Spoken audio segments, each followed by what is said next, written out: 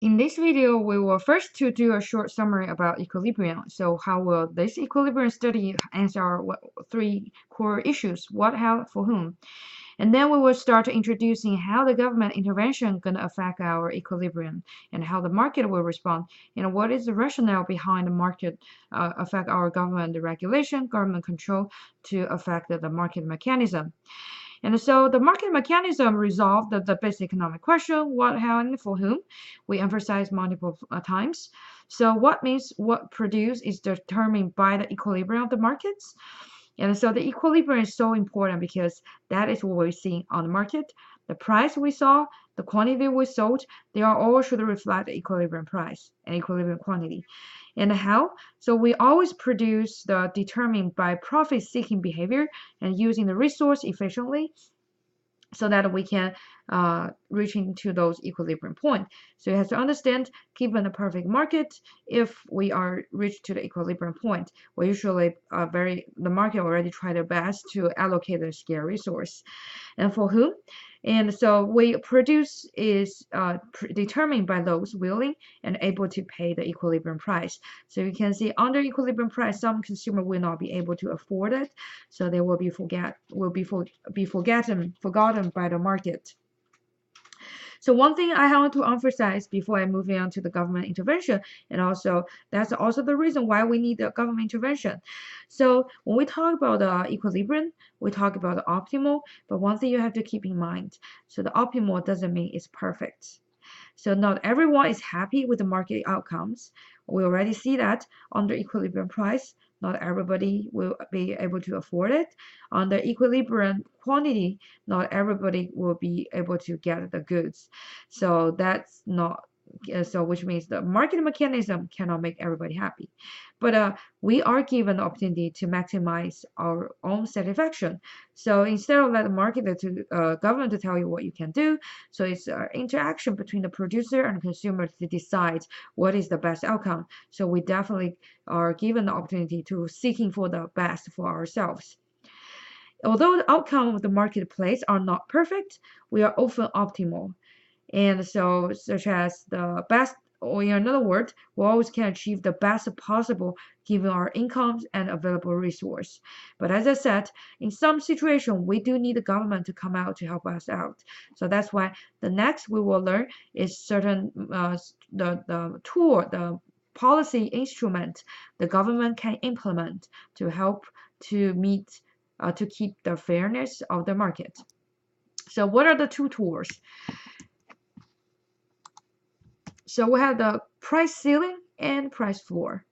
So the price ceiling is government impose an arbitrary maximum price. So it is called the price ceiling. And later, after I show you the chart, I really hope keep in mind. So the price ceiling is not something on the top. So the price ceiling actually is under your equilibrium point. That's called the price ceiling. So that the reason we call it a ceiling because that's the maximum price the government allow you to charge people. So, but it is under the equilibrium price. It's under the equilibrium price. So a minimum price charged regulated by the government is called price floor.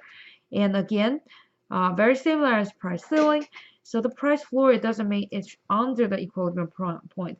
The price floor actually is above the equilibrium point. So later when we look at the chart, I also explain why the government want to impose the price ceiling and price floor, and what's the purpose for the instrument. So what's the purpose for this instrument? So let's start. So the result is that the market cannot reach to equilibrium if the government impose the either price ceiling or price floor. And so we're going to look at what kind of situation the government will create if they have the price ceiling or price floor. So first, let's look at the price ceiling. So this is the chart we see many times. So we know where's our equilibrium. That's the PE and QE, equilibrium price and equilibrium quantity. As I said, if the government using the price ceiling, so that's the maximum price the producer can charge. So the maximum price the producer can charge. So in other words, so the price has to under the equilibrium price. So it has to under equilibrium price. So that is our price ceiling. So let me give you an example of the more explanation why the price ceiling cannot be above the equilibrium point. So let's say the government put the price ceiling above equilibrium point. It's here. Oops. So P here, P print, let's call it P print. So if the equilibrium point, I really bad on drawing. Let me erase it. Let me draw it again. Let me try one more time.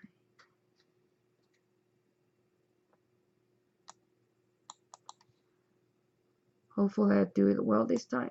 Okay, this is P. Oh no. Yeah, I did it. P print. So if this is the what we call price ceiling, so forgive me my curly straight line. So let's see, this is my price ceiling. Let's see. So if the government impose prices ceiling here, do you think that can be an effective price ceiling? So that's the maximum price the producer can charge. If that's the price ceiling, all the producer will feel, oh, I'm happy about it because I only want to charge the consumer PE. So if the price ceiling is above equilibrium price, it's invalid. So it will not be effective or ineffective price ceiling.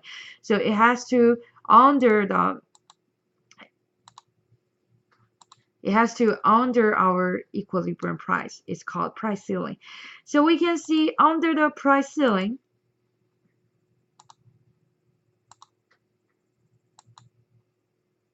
so under the price ceiling, what we see here, right? So you can find under the price ceiling, the price intersection between the price ceiling and the supply curve.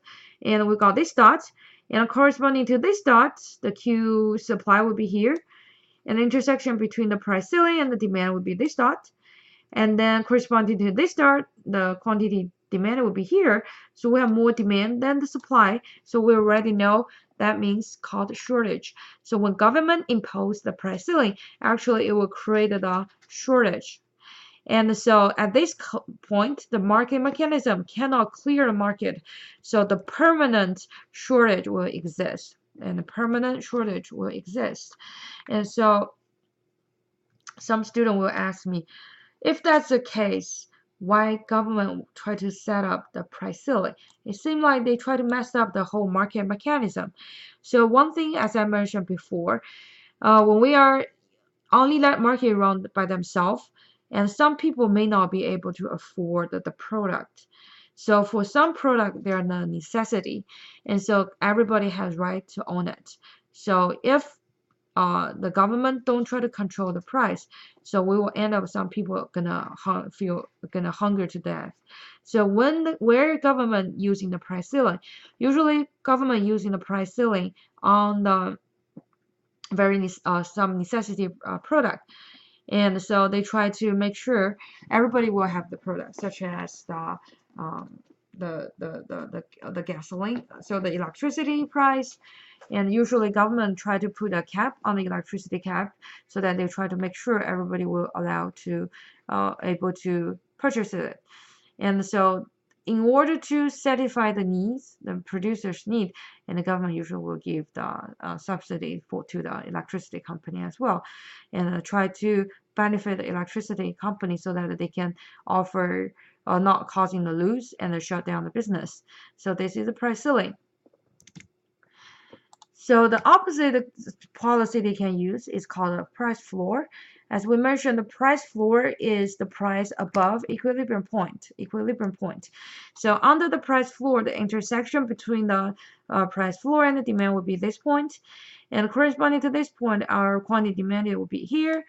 And the intersection between the price floor and the supply will end up here. So this dot, and corresponding to this dot, we find the quantity supply will be here. So supply is larger than quantity demanded, so we actually will have surplus. So we have surplus, and which means the market mechanism cannot clear the market and the permanent surplus will exist. So we are creating kind of wasteful economy. So some student will again ask me, why government do that? So usually government will set up the price floor on the agricultural product. The reason they do that have multiple reasons. One of the reason is because farm agriculture is such an important sector, but they just developing so slow and they kind of decreasing, but it's so important for the security of the country. So you can think about if all the food are imported from another country, if the U.S. doesn't have a good relationship with another country, so if then they said we're going to stop supplying flour, supply corn. So all the products stopped, and then you can think about everybody leaving the United States will be suffered. So the government definitely want to keeping agriculture growth in the United States so that it can keep the security of the nation. So in that situation, government will set up the price floor so that the farmer can be able to survive. So now some students will ask me why only for the agriculture, because agriculture actually facing a lot of risk. So the risk is imposed not by the human being, actually by the nature. So they are running a very tough business actually.